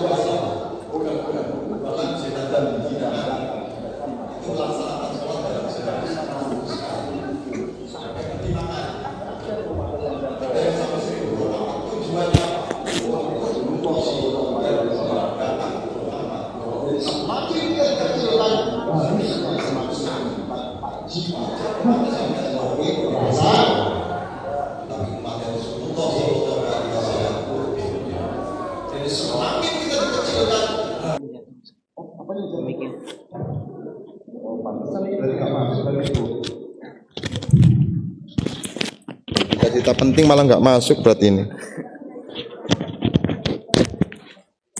Inilah perjalanan yang ditempuh oleh Rasulullah Sallallahu Alaihi Wasallam hingga oleh-olehnya berupa sholat hadir di Masjid Al-Mutmainnah. Kita mendapatkan oleh-oleh dari Rasul dari perjalanannya, yaitu berupa Isra Mi'raj. Tinggal tergantung umatnya suka atau tidak dengan oleh-oleh yang dibawa sama Rasul. Kalau senang berarti menyenangkan Rasulullah. Kalau tidak menjalankan menyakiti Rasulullah. Untuk itu dibangunlah sholat kita ini dengan sistem berjamaah. Kenapa harus berjamaah? Lantaran berjamaah ini adalah sistem sholat yang saling nutupi antara yang satu dengan yang lain. Jadi orang sholat berjamaah itu saling nutup-nutupi loh Pak. Nah kalau sendirian kan kelihatan. Anda kalau beli jeruk 1 biji itu teliti banget. Kulitnya sedikit saja ada yang terkelupas, mesti nggak bakal dibeli. Namun kalau belinya itu adalah dengan sistem kotakan, nggak usah milih. Malah ditimbang berapa kilo itu.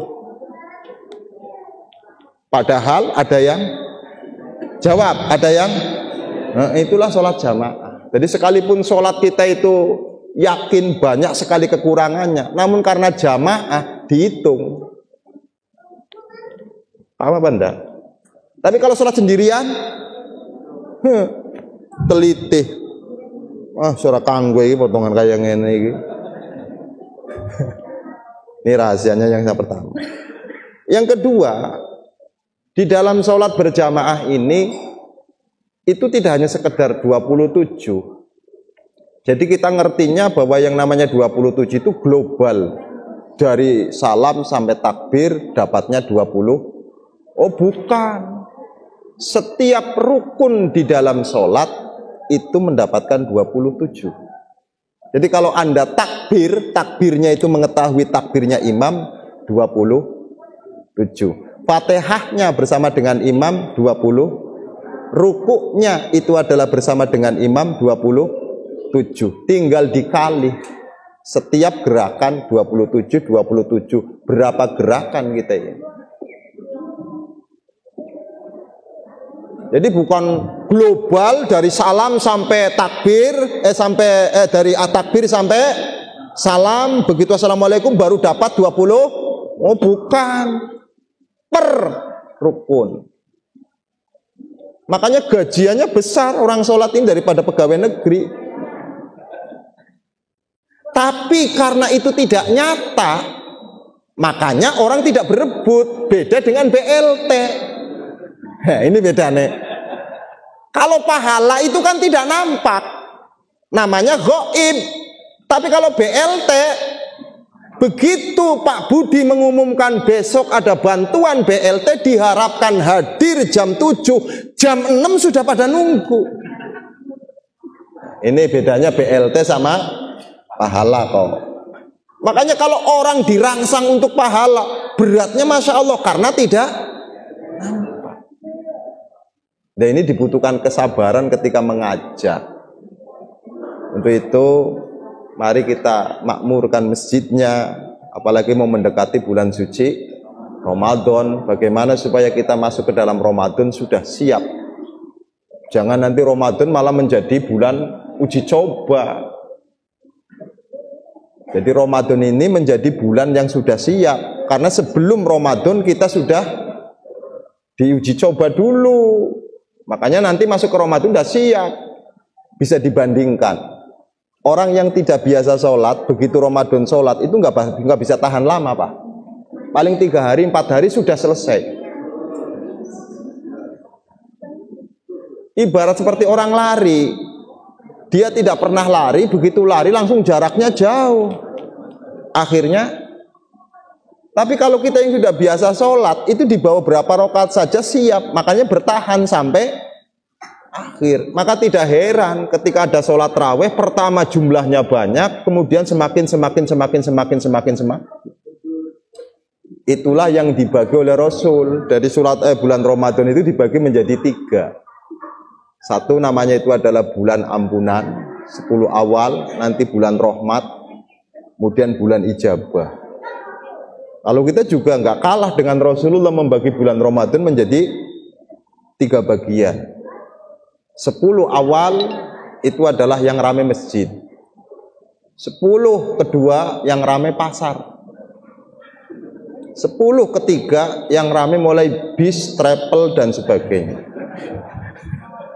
Itu bedanya antara di Mekah dengan di Mutmainah. Kalau di Mekah semakin tanggalnya tua, jamaahnya semakin banyak. Kalau di Mutmainah semakin tua, jamaahnya semakin. Tapi mudah-mudahan nanti ke depan enggak lah, palingnya ngurangi dikit-dikit aja lah, jangan banyak-banyak gitu loh ya. Insya Allah ini saya dapat sampaikan, mudah-mudahan ada manfaat. Intinya dalam Isra Mi'raj itu kita bisa mengambil sebuah pesan bahwa hidup itu adalah perjalanan. Satu, hidup itu bukan tujuan. Tujuan kita itu adalah akhirat. Maka untuk menuju ke akhirat dia harus melalui perjalanan di dunia. Dan sholat salah satunya adalah bekal yang harus dibawa dalam perjalanan menuju tujuan akhirat. Untuk itu sebelum kita berjalan, persiapkan bekalnya. Jangan sampai berjalan namun bekalnya tidak ada. Yang kedua, pesan di dalam Isra Mi'raj, hendaknya ketika berjalan galilah pengalaman antara yang satu dengan yang lain. Karena mempunyai ciri yang tidak sama. Satu tempat ke tempat yang lain itu cirinya tidak sama.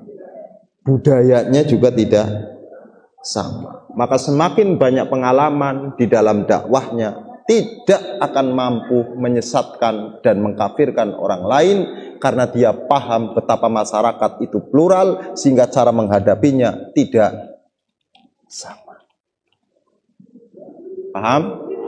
Ini perjalanan. Sehingga kita ini tergantung.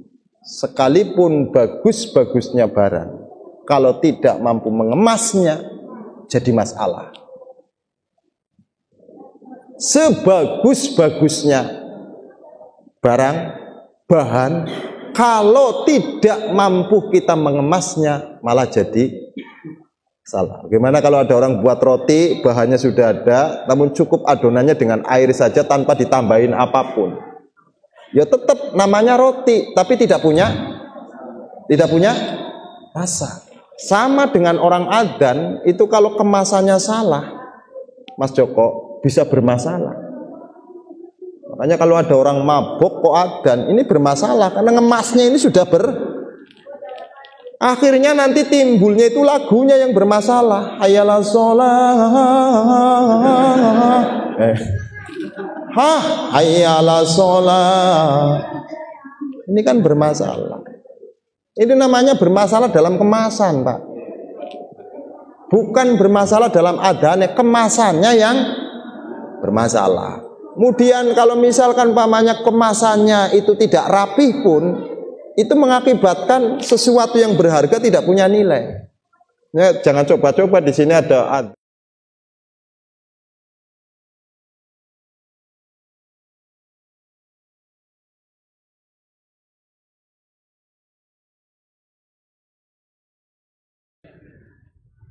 orang datang ibadah sholat masalah saja.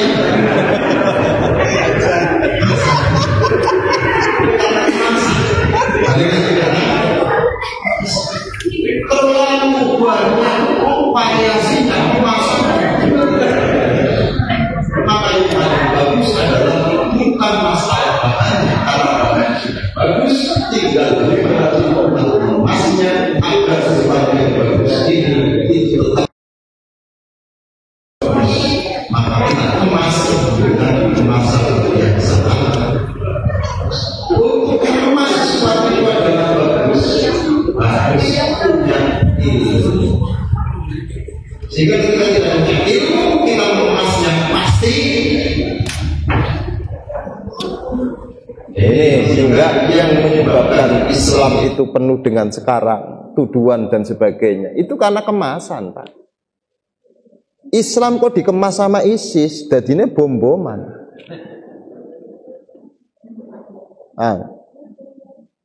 Paham? Yang bermasalah siapanya itu? ISIS-nya sebenarnya, tapi Islam mau tidak mau dicatut, maka kemudian Islam yang selalu disalahkan. Kadang-kadang saya kasihan banget sama Islam, selalu dianggap salah. Padahal umatnya yang tidak mampu mengemas syariat Rasulullah Muhammadin Sallallahu Alaihi Wasallam. Makanya tergantung siapa yang ngemas. Balik ini, hati-hatilah mengemas sesuatu dan berhati-hatilah atas kemasan. Karena salah mengemas bisa jadi masalah untuk ajaran Rasulullah Muhammad SAW. Dan ini yang harus kita paham. Maka tidak hanya sekedar membawa Islam, namun mengemas Islam agar bisa sampai menjadi rahmat itu penting. Paham?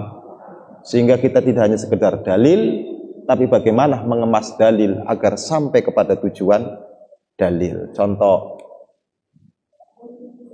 senyum itu sedekah, kata Rasul. Tapi kalau ngemasnya salah, ini jadi masalah, Pak. Karena kita ini hanya mengamalkan dalil itu tanpa dikemas, akhirnya ada janda cantik, Mbah, ini disenyumin terus, itu bukan sedekah, namanya fitnah. Kemudian kalau ada orang kena musibah, Anda senyum, itu namanya bukan sedekah, namanya, jawab, namanya. Terus kemudian kalau sendirian senyum itu namanya. Nah, untuk sampai kepada senyum yang sedekah itu dibutuhkan kemasan. Untuk sampai kepada kullu bid'ah dolalah bukan sembarang dalil. Yang baru, yang sesat itu yang kayak mana?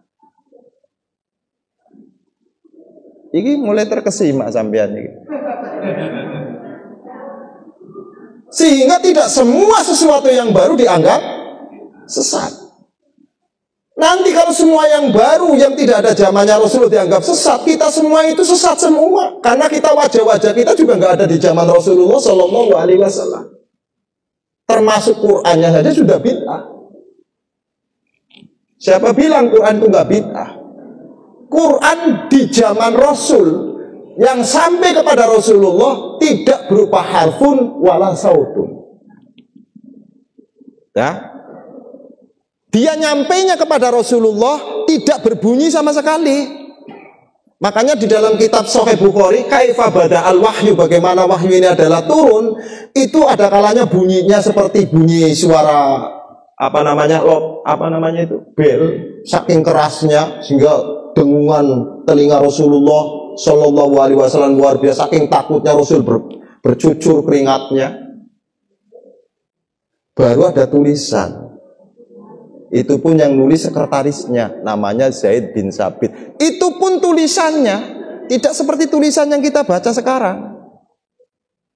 Bisa sampean sadar, tulisannya Al-Quran zamannya Rasulullah ketika beliau masih hidup itu masih terserakah kemana-mana. Belum ada buku, belum ada kertas, yang ada cuma tulang sama kulit.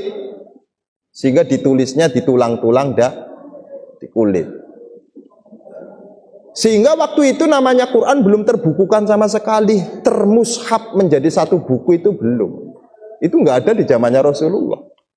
Begitu khalifah yang pertama namanya itu adalah Abu Bakar, terjadi yang namanya perang Riddah melawan Musailamah al-Kadzdzab, maka para tahfidz penghafal Quran itu banyak yang gugur di medan perang. Saat itulah terpikirkan, ini kalau para tahfidnya semua tidak ada, Quran tidak bisa lanjut ke Masjid Al-Mutmainnah.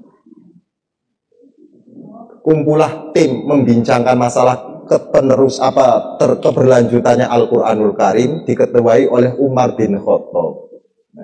Mulailah dikumpulkan Quran dari satu ayat-ayat yang lain menjadi satu buku, tapi belum dipublikasikan. Selang beberapa tahun kemudian Khalifah Umar, Khalifah Utsman menjadikan semua yang sudah dikumpul disepakati menjadi satu buku, namanya Mushaf Utsmani. Yang lainnya ditaruh di lapangan, dibakar. Karena nggak ada kepentingan politik waktu itu, nggak ada pilpres, makanya nggak rame. Nah itu masalahnya. Masya Allah. Ini makanya rame-rame itu agama itu kan sudah dibuat. Nah itu. Lah begitu Quran ini adalah sudah dibukukan oleh Utsman, yang berlaku itu adalah Utsmani. Itu pun kembali itu baru berupa tulisan yang belum berbentuk. Maksud belum berbentuk, belum bisa dibedakan antara satu dengan yang lain hurufnya. Sehingga huruf yang asli dalam bahasa Arab itu hanya 16. Yang lainnya itu ciptaan. Kapan itu? Di masa jaraknya Utsman ke Ali. Ali punya murid yang cerdas, punya murid yang luar biasa, namanya Abu Aswad Ad-Dawili. Kok panjang banget ini malah ceritanya ini. Begitu Abu Aswad Ad-Dawili itu adalah diperintahkan sama Ali untuk mengistihadi agar Quran bisa dibaca bukan hanya oleh orang Arab namun orang Ajam, maka perlu dibedakan antara satu huruf dengan huruf yang lain karena saat itu belum ada pembedanya. Mulailah dikasih ilmu pertama kali namanya ilmu nuqthah, ilmu titik. Maka di situ mulai ada bedanya, ba ada titiknya di bawah, nun titiknya satu di atas. Kalau titiknya 2 di atas, tak titiknya 2 di bawah, ya titiknya, sampai ngeres titik itu titik, ini bukan titiknya 3 di atas namanya sa. Mana yang dari Rasulullah? Mana yang tidak bid'ah? Dah. Ada harokatnya? Belum. Jim, ha, kho itu masih sama bentuknya, sehingga dikasih titik. Jim titiknya di tengah, ha nggak ada titiknya, kho titiknya di atas, ghin, ain itu tidak ada bedanya, makanya dikasih. Berarti ilmu yang paling penting itu adalah pertama kali titik. Dengan titik ini kita mengetahui perbedaan antara satu dengan yang lain. Maka Islamnya sama, namun titiknya yang tidak sama. Ini kok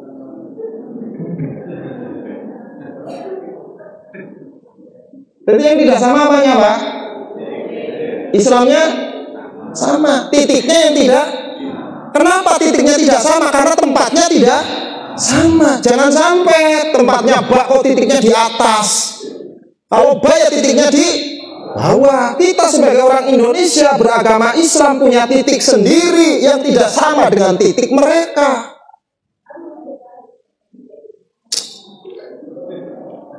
Masya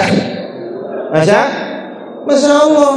Makanya tidak bisa disama-samakan. Di Indonesia ini berbeda paham, berbeda agama, hidup dalam satu lingkungan, bahkan bertetangga, akur. Paham? Paham? Di Syria tidak bisa. Jangankan kok beda Islam, beda agama, beda paham saja dihanguskan. Coba sampean nih, pengen titik sih kayak begitu. Pengen titiknya kayak begitu. Sama-sama Islamnya di Afghanistan. Sama. Namun luar biasa perbedaannya. Maka yang digali oleh Abu Bakar Bashir itu tidak sama.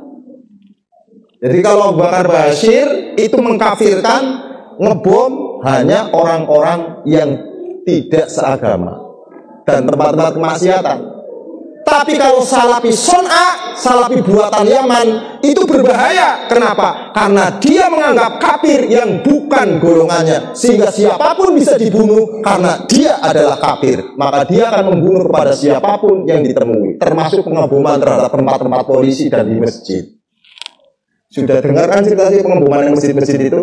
Itu pasti pelakunya adalah Salafi Sontak. Makanya hati-hati dengan keislaman yang sekarang ini. Anda tidak hanya sekedar berislam, namun lebih berhati-hati bagaimana memahami Islam yang sesungguhnya agar jangan sampai kita itu sekedar ikut-ikutan. Oke? Nanti kita kajinya malah tambah luas sih, tambah orang balik-balik malah ini. Sehingga bagaimana kita berislam namun tidak merusak tatanan, bagaimana kita berislam namun tidak membenturkan dengan negara, bagaimana kita berislam namun bersahabat dengan budaya, bagaimana kita berislam namun mengakomodir sesuatu yang berbeda, sehingga berdampingan dengan siapapun. Kita merasa satu-satunya tempat yang penuh dengan kenyamanan cuma di Indonesia. Bayangkan Bang, saya ini di 21 yang muslim itu cuma 3 keluarga. Saya, Bang Andi Kardinal, kemudian cuma 3. Lingkungannya itu yang di 21. Ini kalau di luar negeri paling saya sudah habis kali. Masya Allah. Begitupun mereka yang mayoritas Islam ada Nasrani di Al-Awal, bahkan rumahnya di masjid. Ada Cina satu itu agamanya itu adalah Buddha. Luar biasa. Malah mendapatkan sebuah perlindungan. Nah inilah ciri bedanya antara titik satu dengan titik yang lain. Nah ini kita akan kaji ilmu titik ini. Setelah dikasih titik, apa cukup? Belum. Karena belum bisa ada bacaan. Baru bunyinya ab, en, et, i, apalagi? Maka harus dikasih gerakan, namanya harokat. Kapan masa harokat itu adalah muncul? Dari masa Sayyidina Ali kepada harokat itu muncul 100 tahun, 1 abad kemudian baru ada pengharokatan terhadap Al-Quranul Karim. Bayang nol sampean. Berarti jarak dari Rasul sudah mencapai 200 tahun baru ada pengharokatan Quran. Mulai dibunyi ba, bi, bu. Pertanyaannya, mana yang tidak bid'ah? Kalau Anda katakan semua bid'ah itu sesat, berarti umat sekarang sudah sesat semua. Maka mengatakan dalil kullu bid'ah ada tempatnya. Tidak sekedar kita mengatakan sesat. Yang sesat itu yang kayak mana? Yang sesat itu yang sudah keluar dari jalur Rasulullah Muhammadin SAW. Nah, maka dengan demikian perlu dikaji agar kita jangan sampai mudah menyesatkan kepada orang yang tidak sama. Karena ketidaksamaan itu fitrah, anugerah.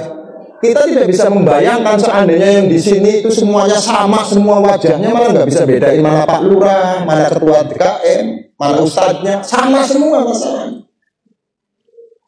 Istri bentuknya sama semua, wah. Lah ini manfaat yang bisa kita ambil dari berislam kita. Bagaimana cara kita mengikuti Rasulullah Muhammadin Sallallahu Alaihi Wasallam. Untuk itu perlu belajar dan perlu belajar. Intinya dalam Isra Mi'raj kita tidak boleh menghakimi siapapun karena sama-sama lagi dalam keadaan berjalan. Sama-sama berjalan, tidak usah saling menghakimi. Karena kita nanti akan diputuskan sampai atau tidaknya tujuan bukan di dunia, namun ketika sampai di akhirat barulah ada keputusan kita benar-benar sampai atau tidak. Selama masih di dunia semua masih, ayo selama masih di dunia semua masih, ayo selama masih di dunia semua masih. Nah, karena sama-sama masih Isra, nggak usah saling satu guru satu ilmu. Mas Joko nggak usah saling sama-sama saling berjalan. Yang jelas mari kita bergandengan tangan karena tujuannya itu adalah sebenarnya sama, namun caranya yang berbeda. Untuk itu disikapilah dengan kedewasaan. Ini saja yang dapat saya sampaikan. Itu sudah hampir 2 jaman ini. Terus nanti nggak selesai. Dan manfaat di dunia wal akhirah. Makasih atas Bang Nai. Terima kasih kepada DKM. Terima kasih kepada pengurus Masjid Al Mutmainnah. Terima kasih kepada anak pecinta masjid. Semoga perjuangannya semua menjadi amal jariyah di sisi Allah Subhanahu wa taala. Allahumma shalli ala sayyidina Muhammad wa ala ali sayyidina Muhammad.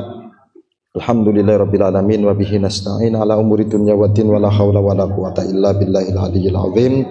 Allahumma shalli wa sallim ala sayyidina Maulana Muhammad wa ala ali sayyidina Muhammad. Allahumma ja'alna wa iyyahum min ummati sayyidina Muhammad wa ja'alna wa iyyahum fi sumrati nabiyyina Maulana Muhammad wa ja'alna wa iyyahum min ibadikas sholihin wa ja'alna wa iyyahum min ibadikal mukhlasin wa hdina wa iyyahum siratal mustaqim wa nakhtim lana wa iyyahum bi husnil khatimah bi barakati sayyidina wa habibina Maulana Muhammad Rasulullah sallallahu alaihi wasallam. Rabbana atina fid dunya hasanah wa fil akhirati hasanah wa qina adzabannar.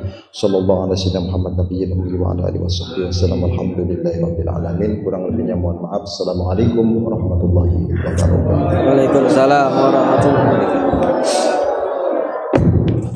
Suwun Kang ya. Terima kasih. Nggih.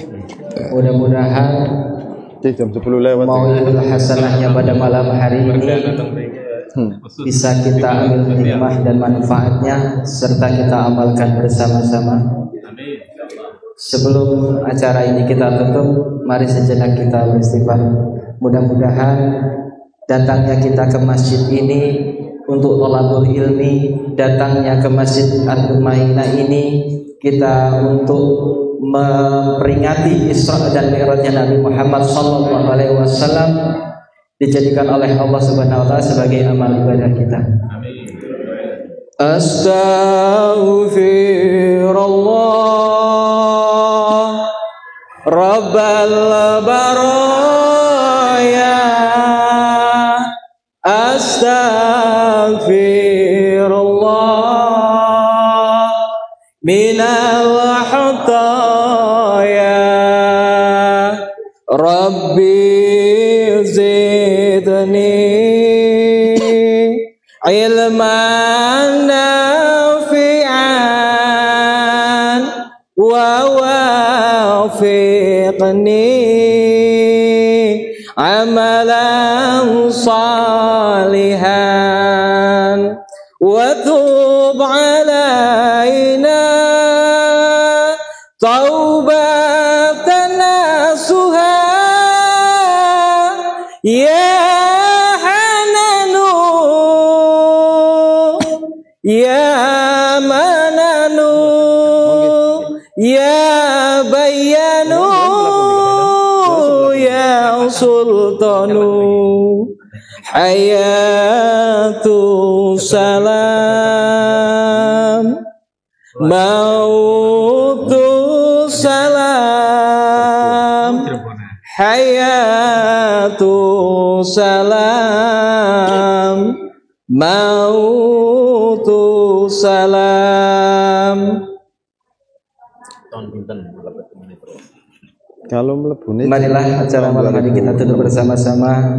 tapi Jika saya pribadi ada kesalahan, terus ke Jawa. Baru ada kekurangan kehilafan, 15. maka saya mohon maaf yang sebesar-besarnya dan saya mohon ampun kepada Allah Subhanahu wa taala. Marilah acara malam ini kita tutup dengan membaca alhamdulillah. Alhamdulillahirabbil alamin. Billahi taufiq wal hidayah. Assalamualaikum warahmatullahi wabarakatuh.